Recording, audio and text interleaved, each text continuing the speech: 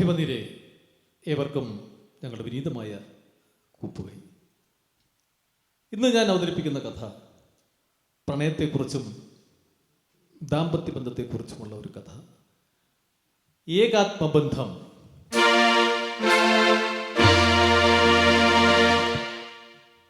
എന്താണ് ഏകാത്മബന്ധം എന്ന് ചിലപ്പോൾ ചോദിക്കാം. മറ്റൊന്നുമല്ല, പാർവതി പരിണയം.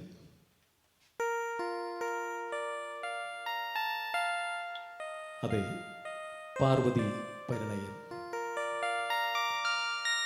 1000 ആണ്ടുകൾക്ക് മുൻപ് തന്നെ ഭാരതത്തിൽ പ്രണയത്തെക്കുറിച്ചും ദാമ്പത്യ ബന്ധത്തെക്കുറിച്ചും അതിൻ്റേതായ ഒരു നിർവചനമുണ്ടായിരുന്നു.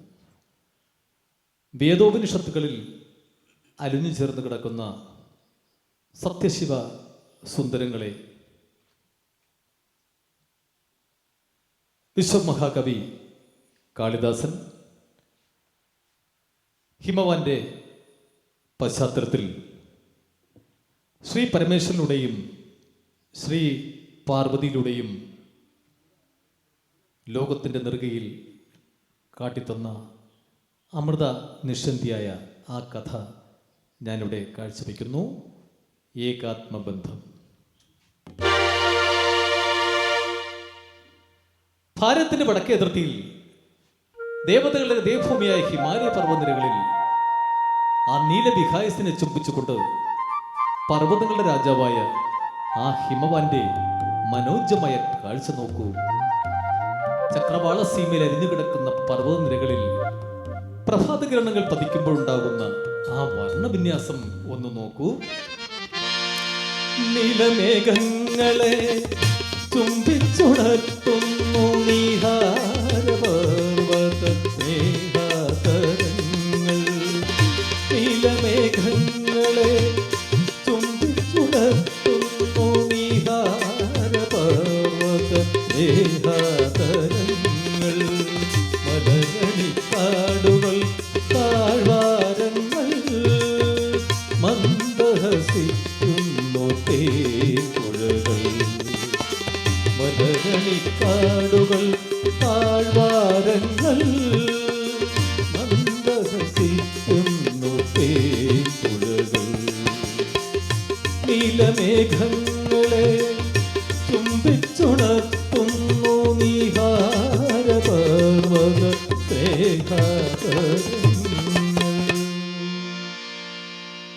ആ ഹിമവാന്റെ ആ മനോജ്ജമായ കാഴ്ച നോക്കൂ. കുന്നുകളും മലകളും താഴ്വാരങ്ങളും ചെറുതടാകങ്ങളും നിറഞ്ഞ ആ ഹിമവാന്റെ ആ മനോഹാരിത നാം ജീവിതത്തിൽ ഒരു പ്രാവശ്യമെങ്കിലും ദർശിച്ചിരിക്കണം. ആ നീലാഞ്ജന പ്രഭ സൂക്ഷിച്ചു നോക്കിയാൽ അവിടെ കാണാം.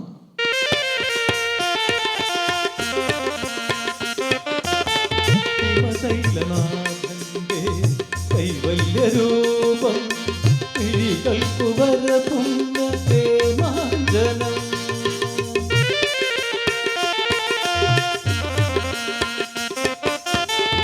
ശൈലനാഥന്റെ കൈവല്യരൂപം കിഴികൾക്കു വരതുന്ന തേമാഞ്ജനം. ഒരു വേളയെങ്കിലും കാണാതിരുന്നാൽ ജീവിതം വിഭവം നിരർത്ഥം. ഒരു വേളയെങ്കിലും കാണാതിരുന്നാൽ നരജന്മം ജീവിതം വിഭവം നിരർത്ഥം. ശൈലനാഥന്റെ കൈവല്യരൂപം പിടികൾക്കു വരതുന്ന ഹേമാഞ്ജനം. അതുകൊണ്ട് തന്നെ വിശ്വമഹാകവി കാളിദാസൻ രഘുവംശത്തിലും പാടിയിട്ടുണ്ട്. അസ്തിത്തരസ്യാംബസി ദേവതാത്മാ ഹിമാലയോ നാമ നഗാധിരാജ പൂർവ പരത്തോയ സ്ഥിതി വിഗാഹ്യസ്ഥിത പൃഥിവ്യാമിവ മാനദണ്ഡ. പൃഥിവ്യാമിവ മാനദണ്ഡ. ഭാരതത്തിൻ്റെ വടക്കേ 3 സാഗരങ്ങളെ സ്പർശിച്ചുകൊണ്ട് ഭൂമിയുടെ അളവുകോൽ പോലെ ആ ഹിമവാൻ സ്ഥിതി ചെയ്യുന്നു. കാളിദാസൻ വീണ്ടും പാടുന്നു: വാഗർദ്ധ വാഗർദ്ധ പ്രതിപത്തയേ ജഗതപിതരൗ വന്ദേ പാർവതി പരമേശ്വരോ. മൊഴിയും പൊരുളും പോലെ, വാക്കും അർത്ഥവും പോലെ, ജീവാത്മാവും പരമാത്മാവും പോലെ പരസ്പരം ലയിച്ചിരിക്കുന്ന ജഗത് പിതാക്കളായ പാർവതി പരമേശ്വരന്മാരെ മൊഴിയും പൊരുളും ഉള്ളിൽ തോന്നുന്നതിനായി വന്ദിക്കുന്നു. ശിവൻ പാർവതിയോട് ചേർന്നിരിക്കുമ്പോൾ അപരിമേയമായ കർമ്മശേഷി ആവഹിക്കുന്നവനായി പരിണമിക്കുന്നു. എന്നാൽ ഈ ഐക്യചേർച്ച ഇപ്പോൾ ഇല്ലാതാവുന്നുവോ, പിന്നെ ശിവഭഗവാൻ ഒന്ന് ചലിക്കുവാൻ പോലും സാധ്യമല്ലാതെ വരുന്നു. ശിവപാർവതിമാർ ഉണരുമ്പോൾ പ്രപഞ്ചമൊന്നായി ഉണരുന്നു. ശിവപാർവതിമാർ ഉണരുമ്പോൾ പ്രപഞ്ചമൊന്നായി ഉണരുന്നു. ദേവികയെന്ന ദേവനു പോലും ചലിക്കാനരുതല്ലോ. ദേവികയെന്ന ദേവനു പോലും ചലിക്കാനരുതല്ലോ. ശിവപാർവതിമാർ ഉണരുമ്പോൾ പ്രപഞ്ചമൊന്നായി ഉണരുന്നു. അർദ്ധനാരീശ്വര സങ്കല്പം പോലും അതല്ലേ സൂചിപ്പിക്കുന്നത്? ഭാരതത്തിൽ എടുത്തു കാണിക്കാൻ ദാമ്പത്യ ജീവിതത്തിൽ ഇതിൽ പരം മറ്റെന്ത് ഉദാഹരണമാണുള്ളത്? അർദ്ധനാരീശ്വര സങ്കല്പം. ഇങ്ങനെ ശക്തിയും ശിവനും ഒരുമിച്ച് വിരാജിക്കുന്ന അക്ഷയപുണ്യത്തിന്റെ കേദാരഭൂമിയായ ആ ഹിമാലയം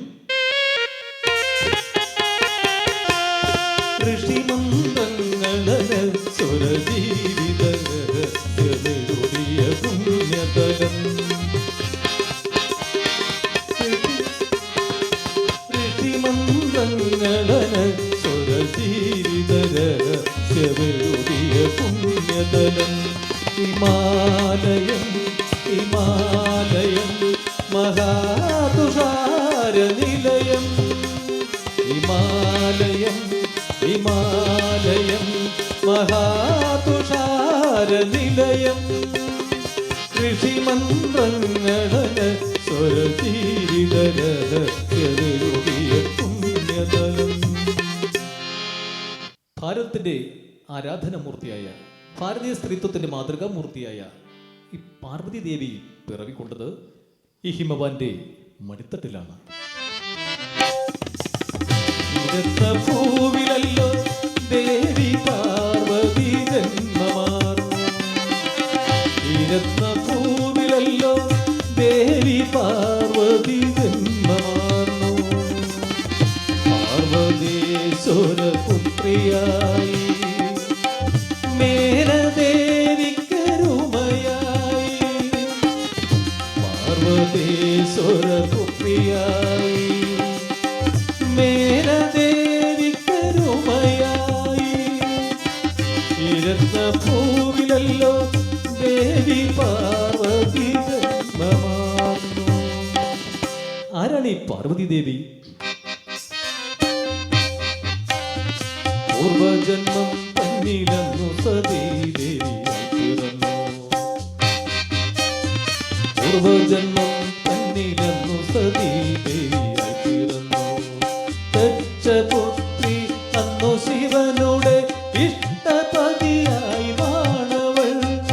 ദക്ഷപുത്രി അന്നു ശിവനുടെ ഇഷ്ടപതിയായി വാണവൾ. ഇഷ്ടപതിയായി വാണവൾ. ഇഷ്ടപതിയായി വാണവൾ. ഇഷ്ടപതിയായി വാണവൾ. പരമശത്രുക്കളായിരുന്നല്ലോ ദക്ഷ പ്രജാപതിയും ഈ കൈലാസനാഥനായ പരമശിവനും. ദക്ഷ പ്രജാപതി എന്ന് കേൾക്കുമ്പോൾ തന്നെ ആ പേരിന് ഒരു വെയിറ്റുണ്ട്. പേര് പോലെ തന്നെ ദക്ഷ പ്രജാപതി സർവശക്തനാണ്. സമ്പന്നനാണ്, പക്ഷെ അതിൻ്റെയൊക്കെ പേരിൽ അഹങ്കരിക്കുന്നവനുമാണ്. എന്നാൽ സാക്ഷാൽ പരമശിവനാകട്ടെ നിസ്വനും നിരീഹനുമാണ്. അദ്ദേഹം വസിക്കുന്നത് തന്നെ ശ്മശാനത്തിലല്ലേ? അല്ലേ? ശ്മശാനത്തിലല്ലേ വാസം? സ്വന്തമായി ഒരു സെന്റ് ഭൂമി പോലുമില്ല. അതായത് സർക്കാരിൻ്റെ കണക്കനുസരിച്ച് അതിദാരിദ്ര്യ രേഖയ്ക്ക് താഴെയുമാണ്. ലുലു മാളും മറ്റ് സ്വർണ്ണക്കടകളൊന്നും അദ്ദേഹത്തിനില്ല. അങ്ങനെയുള്ള പരമശിവൻ തൻ്റെ മകളെ കയറി പ്രേമിച്ചത് ദക്ഷന് തീരെ സഹിച്ചില്ല. അന്ന് മുതൽ പരമശിവനെ തവിട് പൊടിയാക്കാനുള്ള ദേഷ്യമുണ്ട്. അത് വരുന്നവരോടും പോകുന്നവരോടുമൊക്കെ അദ്ദേഹം പ്രകടിപ്പിക്കാറുമുണ്ട്. തരം കിട്ടുമ്പോഴെല്ലാം എന്തിന് തൻ്റെ മകളെക്കുറിച്ച് പോലും അധിക്ഷേപിക്കാറുണ്ട്. തിരുവരങ്ങത്താടും തിരുമൂട്ടിയാന്തരനെ തരം കിട്ടും നേരമെല്ലാം പരിഹസിക്കൂ വൃദ്ധൻ. തിരുവരങ്ങത്താടും തിരുമൂർത്തിയാന്തരനെ തരം കിട്ടും നേരമെല്ലാം പരിഹസിക്കുന്നു വൃദ്ധൻ. അല്ല, നിങ്ങൾ തന്നെ ഒന്ന് പറയൂ, ഏതെങ്കിലും ഒരച്ഛന് സഹിക്കുന്ന കാര്യമാണോ ഇത്? ഇവൻ എന്ത് യോഗ്യത ഉള്ളത് എൻ്റെ മകളെ കയറി സ്നേഹിക്കാൻ? ഇവന് സ്വന്തമായി ഒരു വീടുണ്ടോ? കിടക്കുന്ന ശ്മശാനത്തിലല്ലേ? വസ്ത്രം പോലും ധരിക്കാറില്ല. പുലിത്തോലും അണിഞ്ഞ് നടക്കുന്ന ഇവൻ എൻ്റെ മകളെ കയറി പ്രേമിച്ചിരിക്കുന്നു. പക്ഷേ സതി, അവൾ എൻ്റെ മകളാണ്. അവൾക്ക് എപ്പോൾ വേണമെങ്കിലും എൻ്റെ അടുക്കൽ വരാം. എന്നാൽ ആ ഹിമാലയത്തിൽ തെണ്ടി നടക്കുന്ന അവനെ എൻ്റെ കൊട്ടാരത്തിൻ്റെ പരിസരത്ത് പോലും ഞാൻ കയറ്റില്ല. അമ്മായിയപ്പൻ്റെ ഈ വാക്കുകൾ സാക്ഷാൽ പരമശിവൻ അറിയുന്നുണ്ടായിരുന്നു. എല്ലാം അദ്ദേഹം കാണുന്നുണ്ടായിരുന്നു. എല്ലാം ശാന്തമായ ഒരു പുഞ്ചിരിയിൽ ഒതുക്കി. ഏതഹംകാരിക്കുമുണ്ടൊരന്ത്യം, നേരം വരും നേരം സംഭവിക്കും. ഏതഹംകാരിക്കുമുണ്ടൊരന്ത്യം, നേരം വരും നേരം സംഭവിക്കും. പകലേതു മന്ദിരത്തമിക്കും, പിന്നിരുൾ മായും വെളിച്ചമെത്തും. പകലേതു മന്ദിരത്തമിക്കും, പിന്നിരുൾ മായും വെളിച്ചമെത്തും. പിന്നിരുൾ മായും വെളിച്ചമെത്തും. പിന്നിരുൾ മായും വെളിച്ചമെത്തും. ഞാനിതാ ഒരു യാഗം നടത്താൻ പോകുന്നു. അങ്ങ് ദേവേന്ദ്രൻ മുതൽ ഇങ്ങേറ്റം പട്ടികളെ പോലും ഞാൻ ക്ഷണിക്കും. എന്നാൽ ആ ഹിമാലയത്തിൽ തെണ്ടി നടക്കുന്ന അവനെ എൻ്റെ കൊട്ടാരത്തിന്റെ പരിസരത്ത് പോലും ഞാൻ അടുപ്പിക്കത്തില്ല. അതാ യാഗത്തിനുള്ള ഒരുക്കങ്ങളെല്ലാം നടന്നുകൊണ്ടിരിക്കുന്നു. ദേവന്മാരും ദേവലോകത്തുനിന്നും ദേവന്മാരും അതാ ആയിരക്കണക്കിന് പതിനായിരക്കണക്കിന് ആളുകൾ ദക്ഷയാഗത്തിന് പങ്കെടുക്കാൻ അതാ പോകുന്നു. ഇതിനിടയിൽ സതീദേവിക്ക് ഒരാഗ്രഹം. പരമശിവനോട് പറഞ്ഞു, പ്രഭോ, എന്താ പ്രിയേ? അച്ഛൻ നടത്തുന്ന യാഗത്തെക്കുറിച്ച് കേട്ടിരിക്കുമല്ലോ. ഒത്തിരി കേട്ടിരിക്കുന്നു. അതിനെന്താ? അച്ഛൻ ക്ഷണിച്ചില്ലല്ലോ.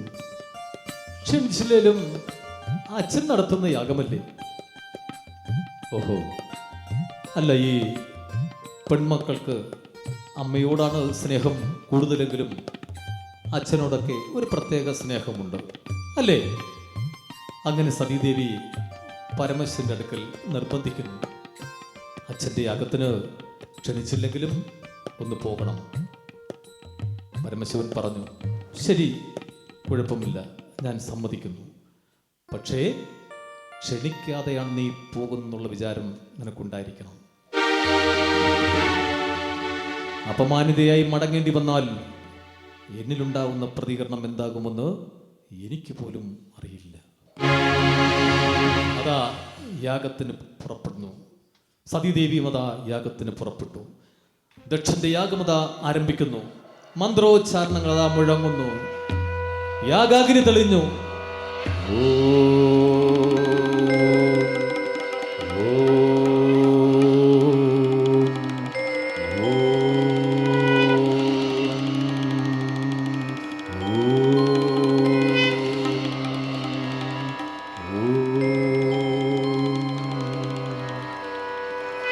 പെട്ടെന്നതാ ആ യാഗശാലയുടെ പ്രധാന കവാടത്തിൽ ഏതോ പ്രധാനപ്പെട്ട വ്യക്തിക്ക് കടന്നു വരാൻ എല്ലാവരും വഴിയൊരുക്കുന്നു. എല്ലാവരുടെ നോട്ടം അങ്ങോട്ടായി. ഇതാ കടന്നു വരുന്നു ദക്ഷ പ്രജാപതിയുടെ പ്രിയപുത്രി ദാക്ഷായണി എന്ന സതി. ഒറ്റയ്ക്കാണ്, ഭർത്താവായ ശിവനില്ല. മകളെ കണ്ട ദക്ഷൻ ഓടിച്ചെന്ന് സ്വീകരിച്ചു. മകളെ കണ്ട അച്ഛൻ ഓടിച്ചെന്ന് സ്വീകരിച്ചു. സ്വാഗതമോമനെ വൈകിയാലും നീ ആഗതയാകുമെന്നോർത്തിരുന്നു. സ്വാഗതമോമനെ വൈകിയാലും നീ ആഗതയാകുമെന്നോർത്തിരുന്നു. ആരു നിനക്കൊണ്ടെനിക്കു മേലെ ഭൂമിയിൽ മകളെ, ആരു നിനക്കൊണ്ടെനിക്കു മേലെ ഭൂമിയിൽ ഞാനല്ലാതെ മകളെ, ഈ ഭൂമിയിൽ ഞാനല്ലാതെ മകളെ. സ്വാഗതമോമനെ വൈകിയാലും നീ ആഗതയാകുമെന്നോ. അച്ഛാ, അച്ഛനെ ഞാൻ അങ്ങേറ്റം സ്നേഹിക്കുന്നു, അങ്ങേറ്റം ബഹുമാനിക്കുന്നു. നാരദ മഹർഷി, ദേവേന്ദ്ര മഹാപ്രഭു, എന്റെ മകൾ പറഞ്ഞു കേട്ടോ, അവൾക്ക് എന്നോട് സ്നേഹമെന്ന്, അവൾക്ക് എന്നോട് ബഹുമാനമെന്ന്. അതുകൊണ്ടാണ് അവളിങ്ങ് എത്തിയത്. ചിലപ്പോൾ ആ ഹിമാലയത്തിൽ തെണ്ടി നടക്കുന്നവൻ പറഞ്ഞു കാണും പോകട്ട എന്ന്. ഇത് കേൾക്കാതെ ആയിരിക്കും അവളിങ്ങ് പോന്നത്. അവൾ എന്റെ മകളായത് കൊണ്ടാണ്. അച്ഛാ, നിർത്തൂ. അങ്ങയുടെ പരുഷമായ വാക്കുകൾ മഹാത്മാക്കൾ നിന്ദിക്കുന്നതും അധിക്ഷേപിക്കുന്നതും അത് കേട്ടുകൊണ്ട് നിൽക്കുന്നതും ഒരുപോലെ പാപമാണ്. അച്ഛനെ കവിഞ്ഞ് ഈ ലോകത്ത് മറ്റാരുമില്ലെന്ന അഹംഭാവം സാമാന്യ ബുദ്ധിക്ക് പോലും നിരക്കുന്നതല്ല. ഞാൻ വന്നത് യാഗത്തിൽ പങ്കെടുക്കാനല്ല. ദക്ഷന്റെ കണ്ണുകൾ ചുവന്നു, മുഖത്ത് തീനാളങ്ങൾ തെളിയുന്നു, മുഖം അഗ്നിനാളങ്ങൾ തെളിയുന്നു. പിന്നെന്തിനു നീ ഇവിടെ വന്നു? ഞാൻ വന്നത് കൈലാസനാഥനായ ഭൂലോകനാഥനായ പരമേശ്വരനും അങ്ങും തമ്മിലുള്ള ശത്രുതയ്ക്ക് പരിഹാരം കാണാനാണ്. ആ ഹിമാലയത്തിൽ തെണ്ടി നടക്കുന്നവനും ഞാനും തമ്മിൽ രമ്യതയെന്നോ? ഇതാണ് നിന്റെ മനസ്സിലിരിപ്പെങ്കിൽ ക്ഷണിക്കാതെ വന്ന നിന്നെ അതേപോലെ മടക്കി അയക്കേണ്ടി വരും. എന്നെ അധിക്ഷേപിച്ചുകൊള്ളൂ. ആ കൈലാസേശ്വരനായ ആ ഭൂലോകനാഥനെ പരമേശ്വരനെ അധിക്ഷേപിക്കുന്നത് എനിക്ക് കേട്ടുകൊണ്ട് നിൽക്കാൻ കഴിയില്ല. അതുകൊണ്ട് എന്നേക്കുമായിതാ ഞാൻ എൻ്റെ ജീവൻ വെടിയുന്നു. ആർക്കെങ്കിലും എന്തെങ്കിലും ചെയ്യാനോ പറയാനോ കഴിയുന്നതിന് മുൻപ് സതി സ്വന്തം ശരീരത്തിൽ നിന്നുണ്ടായ അഗ്നിലത വെന്തു മരിക്കുന്നു. വാവിളർന്നു വിഴുങ്ങും അഗ്നിനാളങ്ങളാൽ വലയിതയായവൾ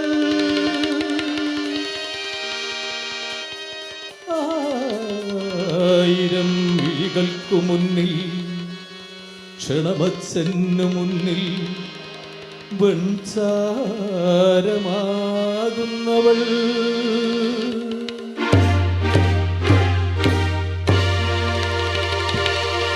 തന്റെ എല്ലാമെല്ലാമായ സതീദേവിയുടെ ആഗ്രഹം അറിഞ്ഞ് ഭഗവാൻ ശിവൻ ദുഃഖഭാരം താങ്ങാനാവാതെ പൊട്ടിക്കരഞ്ഞു. അനിയന്ത്രിതമായ കോപാഗ്നിക്ക് വിധേയനായി ഒരു കൊടുങ്കാറ്റ് പോലെ അതാ ആ യാഗശാലയിൽ പാഞ്ഞെത്തി. യാഗശാല നശിപ്പിച്ചു, ദക്ഷനെ വകവരുത്തി. യാഗശാല ഉണ്ടായിരുന്നില്ല, ഇറങ്ങി ഓടുന്നു. എന്നിട്ടും കലിയും ദുഃഖവും അടങ്ങാതെ സതിയുടെ കത്തിക്കരിഞ്ഞ ശവശരീരം തോളിലിട്ടുകൊണ്ട് ലോകത്തെ വിറപ്പിക്കുമാറ് രുദ്ര താണ്ഡവമാടുന്നു.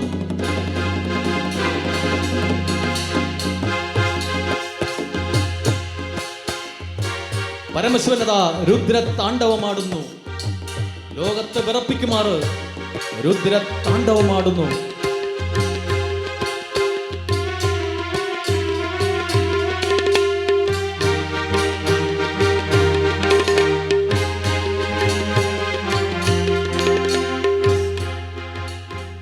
പരമശിവൻ ഇങ്ങനെ നിർത്താതെ താണ്ഡവമാടിയാൽ സർവനാശം സംഭവിക്കും എന്ന് കരുതിയ വിഷ്ണുദേവൻ പരമശിവനെ സമാധാനപ്പെടുത്തി.